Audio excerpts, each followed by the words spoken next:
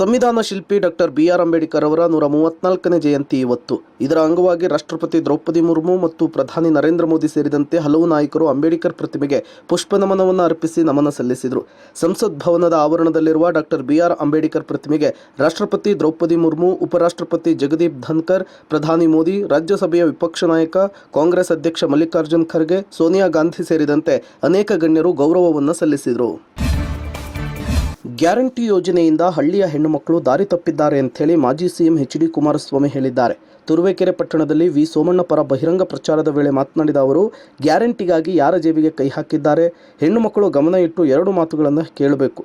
ಇವತ್ತಿನ ಸರ್ಕಾರ ಕಳೆದ ಚುನಾವಣೆಯಲ್ಲಿ 5 ಗ್ಯಾರಂಟಿ ಘೋಷಣೆ ಮಾಡಿ ನನ್ನ ಹಳ್ಳಿಯ ತಾಯಂದಿರ ಸ್ವಲ್ಪ ದಾರಿ ತಪ್ಪಿಸಿದ್ದಾರೆ. ಅವರ ಬದುಕು ಏನಾಗಿದೆ ಅನ್ನೋದನ್ನು ಯೋಚನೆ ಮಾಡಬೇಕಿದೆ ಎಂಥೇಳಿ ರಾಜ್ಯ ಸರ್ಕಾರದ ವಿರುದ್ಧ ಗುಡುಗಿದ್ದಾರೆ. ಇಡೀ ದೇಶದ ಎಲ್ಲ ರಾಜಕೀಯ ಪಕ್ಷಗಳು ಮತ್ತು ಜನರು ನಿರೀಕ್ಷಿಸ್ತಾ ಇದ್ದಂತಹ ಬಿಜೆಪಿಯ ಚುನಾವಣಾ ಪ್ರಣಾಳಿಕೆಯನ್ನು ಪ್ರಧಾನಿ ನರೇಂದ್ರ ಮೋದಿ ಅವರು ಭಾನುವಾರ ಬಿಡುಗಡೆ ಮಾಡಿದ್ದಾರೆ.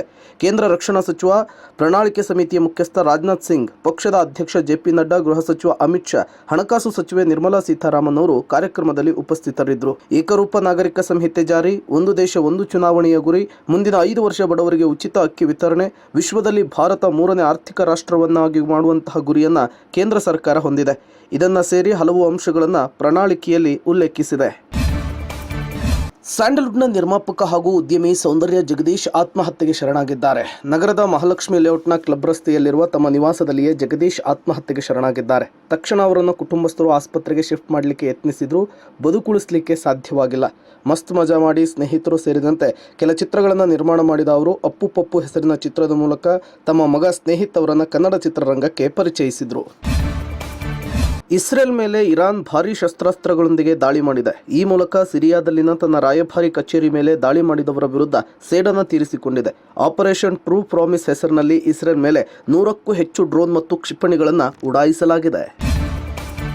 ಆಂಧ್ರ ಪ್ರದೇಶದ ಮುಖ್ಯಮಂತ್ರಿ ಜಗನ್ಮೋಹನ್ ರೆಡ್ಡಿ ಅವರ ಬಸ್ ಯಾತ್ರೆಯ ಮೇಲೆ ಕಲ್ಲು ತೂರಾಟ ನಡೆದಿದೆ. ಈ ಸಂದರ್ಭದಲ್ಲಿ ಸಿಎಂ ಜಗನ್ಮೋಹನ್ ರೆಡ್ಡಿಗೆ ಕಣ್ಣಿನ ಮೇಲ್ಭಾಗದಲ್ಲಿ ಗಾಯವಾಗಿದೆ. ವಿಜಯವಾಡದಲ್ಲಿ ಮತದಾರರಿಗೆ ಕೈಮುಗಿತಾ ಇದ್ದಾಗ ದುಷ್ಕರ್ಮಿಗಳು ಬಸ್ಸಿನ ಮೇಲೆ ಕಲ್ಲನ್ನು ತೂರಿದ್ದು ಅದು ಸಿಎಂಗೆ ತಗುಲಿದೆ. ತಕ್ಷಣ ಭದ್ರತಾ ಸಿಬ್ಬಂದಿ ಎಚ್ಚೆತ್ತುಕೊಂಡರು. ವೈದ್ಯಕೀಯ ಸಿಬ್ಬಂದಿ ಪ್ರಥಮ ಚಿಕಿತ್ಸೆಯನ್ನು ಕೊಟ್ಟಿದ್ದಾರೆ. ಕರ್ನಾಟಕದಲ್ಲಿ ಮತ್ತೆ ಬಿಜೆಪಿ ಸರ್ಕಾರ ಅಧಿಕಾರಕ್ಕೆ ಬಂದರೆ ನಾನು ಸಿಎಂ ಸ್ಥಾನಕ್ಕೆ ಸಮರ್ಥನಿದ್ದೇನೆ.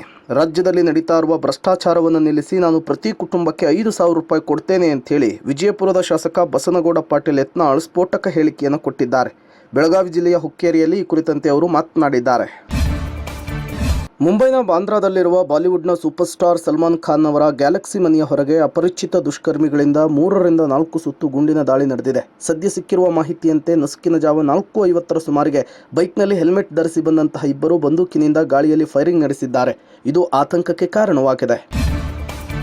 ಪ್ರಸ್ತುತ ಐಪಿಎಲ್ ಟೂರ್ನಿಯಲ್ಲಿ ಮುಂಬೈ ಇಂಡಿಯನ್ಸ್ ತಂಡದ ನಾಯಕತ್ವವನ್ನು ಸ್ಟಾರ್ ಆಟಗಾರ ಹಾರ್ದಿಕ್ ಪಾಂಡ್ಯ ವಹಿಸಿಕೊಂಡಿದ್ದಾರೆ. ಆದರೆ ಆರಂಭದ 3 ಪಂದ್ಯಗಳನ್ನು ತಂಡ ಸೋತಿರುವುದಕ್ಕೆ ಹಾರ್ದಿಕ್ ಬಗ್ಗೆ ಟೀಕೆ ಟಿಪ್ಪಣಿಗಳು ವ್ಯಕ್ತವಾಗ್ತಾ ಇದೆ.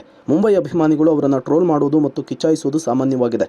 ಇಂತಹದ್ದೇ ಸನ್ನಿವೇಶ ಗುರುವಾರ ಮುಂಬೈನ ವಾಂಖೇಡೆ ಮೈದಾನದಲ್ಲಿ ನಡೆಯಿತು.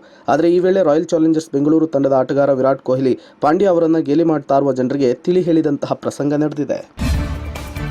ಮುಖ್ಯಮಂತ್ರಿ ಸಿದ್ದರಾಮಯ್ಯನವರ ತವರು ಮೈಸೂರು ಜಿಲ್ಲೆಯಲ್ಲಿ ಎನ್ಡಿಎ ಮೈತ್ರಿಕೂಟವು ರಾಷ್ಟ್ರ ಹಾಗೂ ರಾಜ್ಯ ರಾಜಕಾರಣದ ದಿಗ್ಗಜರು ಒಂದೇ ವೇದಿಕೆಯಲ್ಲಿ ಕಾಣಿಸಿಕೊಳ್ಳುವ ಮೂಲಕ ಬೃಹತ್ ರಾಜಕೀಯ ಸಂದೇಶ ರವಾನೆ ಮಾಡಿದ್ದಾರೆ. ಈ ಸಮಾವೇಶವನ್ನು ಬಿಜೆಪಿ ಜೆಡಿಎಸ್ ಪ್ರತಿಷ್ಠೆಯಾಗಿ ತೆಗೆದುಕೊಂಡಿದ್ದು ಲೋಕಸಭಾ ಚುನಾವಣೆಯ ನೈಜ ರಣಕಹಳೆಯನ್ನು ಮೊಳಗಿಸಲಿಕ್ಕೆ ಮುಂದಾಗಿದೆ.